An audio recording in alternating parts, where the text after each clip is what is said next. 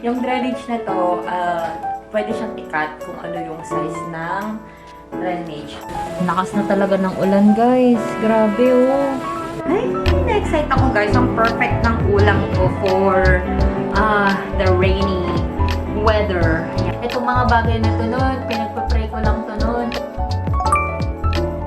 Good morning, guys! It's the next day na po and currently, inaayos ko po yung aking washing machine kasi papalitan ko ng drainage tube niya. Ito yung pang palit ko. Nabili ko siya sa Amazon, guys, kasi bitin yung drainage niya. Hindi siya umaabot sa mismong drainage. Guys, tingnan nyo. Ayan po yung aking washing machine, ano. Ongoing po ngayon ang ating pag-aayos. Ayan. Natanggal ko na actually yung kanyang lock dito. So, yung mismong ano niya, ito yun. Yung parang para gumanon siya, natanggal ko na. Gamit nung screwdriver. So, ngayon naman, tatanggalin ko na siya dito. Ano ba naman tong buhay na to? Oy, nakarating ng Amerika pero naging mekaniko pa rin. Mekaniko, taga-ayos pa rin ng washing machine. Ito guys, yung ano, yung natatawa ko sa vlog nito. Yung drainage na to, pwede siyang i-cut kung ano yung size ng drainage. So, tingnan muna natin. From that, mukhang i-extend na lang natin itong part na to. Pinat ko na talaga siya, in fairness. Kasya naman ay medyo nagkasya naman siya. Lilinisin ko lang. Ito na siya, guys. Tight na siya. In fairness naman sa kanya. Di na natatanggal, okay? Sana hindi to mag-leak. Currently draining yung washing machine natin, guys. So far, wala man naman akong na-feel na basa. Wala siyang leak, besh. So happy. Lakas na talaga ng ulan, guys. Grabe, oh. Tapos may pahangin pa siya. Pag hindi naman babaha dito, mataas dito eh. Compared dun sa Nebraska na ano, binaha sila nung nandun kami nung birthday ko.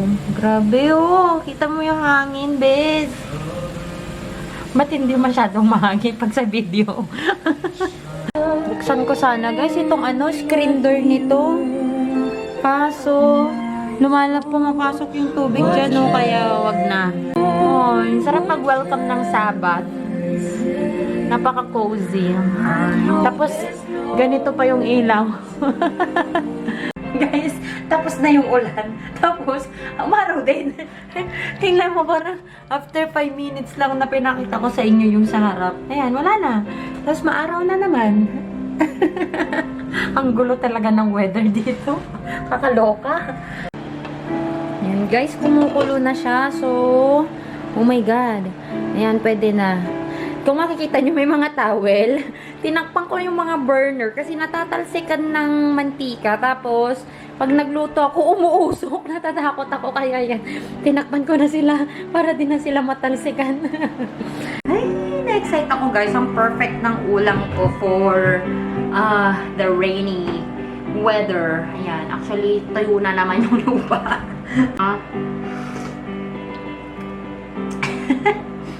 Ang kiligin ng sariling atin. Alam nyo na po kung ano magiging sasabihin. Ang sasabihin ko. Namiss ko yung rainy season sa Pinas. Okay guys, so for my dinner, magluluto ko ng something Korean. Gochujang stew. Nakita ko lang din siya kagabi nung nagbabrowse ako sa YouTube ng mga food.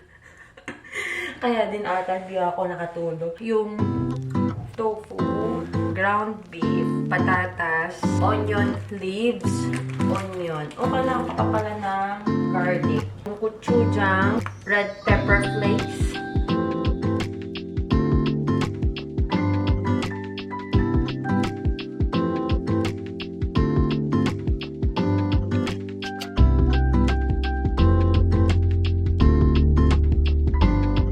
Ito na, guys. Oh, perfect.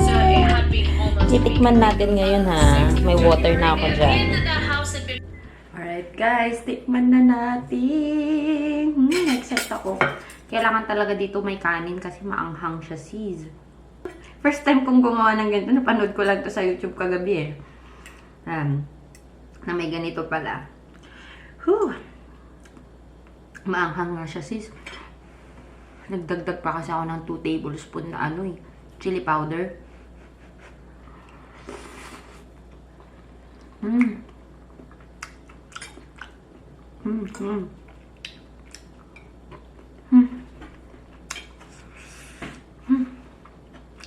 Sarap. Tapos ko lang kumain, guys. Napipil ko na ang sakit na tiyan ko. Ang anghang kasi. Inuubo na ako. Sinisip ko na. Kaya tayo. Tatagay tayo ng Pepto-Bismol. May amoy parang RC na ewan. Amoy kamot talaga.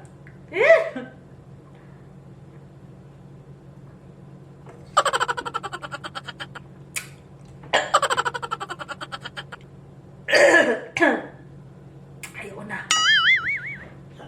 Ito yung binibigay sa amin ni mama ko nung bata ko. Yung masakit sa namin. Hey guys, time check. It's already 8:26 p.m. and currently, nire-review ko lang guys yung mga clips ko na vlog namin sa Tennessee. Na yung first week ko guys dito sa US.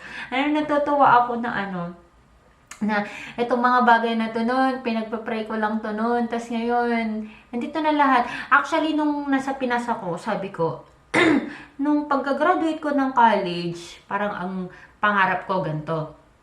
Kailangan makapasa ako ng board, tapos makapag-work ako. Hanggang dun lang. Tapos mag-masteral ako, tapos mag-abroad ako. Pero yung pag-abroad kasi parang wala akong nilulook forward na pupuntahan ko. Tapos nung nakapag-work na ako, nakapasa na ako, nakapag-work na ako, nakapag-enroll na ako sa masters ko, sabi ko, ano na yung next? So, yun, nag-NCLEX na naman ako, nag-IELTS ako. Tapos after nun, nag-apply ako dito. Tapos yun, nung nasa Pinas ako, parang yung ultimate goal ko is yung makapag-US, ganyan. Tapos, na-realize ko lang before ako umalis. So, pag nakarating ako sa US, ano na naman yung i-goal ko ba? Ano na naman yung ilo-look forward ko na plan? Kasi kailangan talaga, there's something na object na, I mean, may goal ka in everything that you do para may may inspiration ka to keep going. Like, ano na naman ang next ko? Nandito na ako sa US. Ano na ang next ko? So, what I'm planning is to move to a different state after my contract with the agency. Actually, okay tong area, tong neighborhood, sobrang babait ng mga tao. Yung parang kahit di ka nila kilala, they smile, they wave at you, dun lang sa four-way stop area, ganyan. Pag nauna silang aalis, sobrang okay. Tas yung workplace ko din, wala din akong problema, sobrang smooth din. Pero yun nga lang kasi yung problema ko dito, medyo malayo yung mga major na bilihan. Though may mga grocery naman, may mga kainan naman dito. Pero yung bang typical na like you are in a US place ba, ganun. Malayo siya. More on kasi tong area na to, retirement area. Tapos, sobrang mura ng lahat. Yung apartment pa lang, murang-mura na. So, yun guys, yun yung inaano ko na pinag-iisipan ko ngayon kung ano yung pupuntahan kong state. Kaya hindi ako masyadong bumibili ng mga bagay-bagay.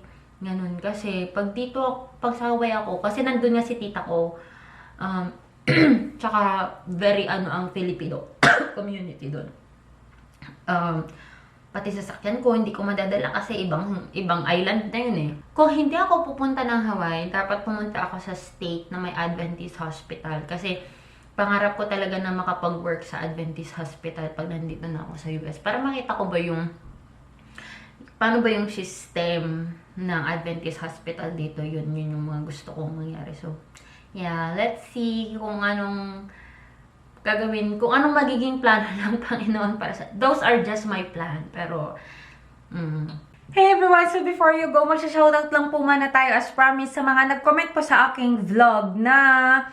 First birthday in America, visiting Nebraska. Ayan. First time ko guys na nagpunta sa Nebraska, which is a different state. Kung hindi po kayo masyadong familiar. Kasi hindi ko rin masyadong alam yung mga states dito.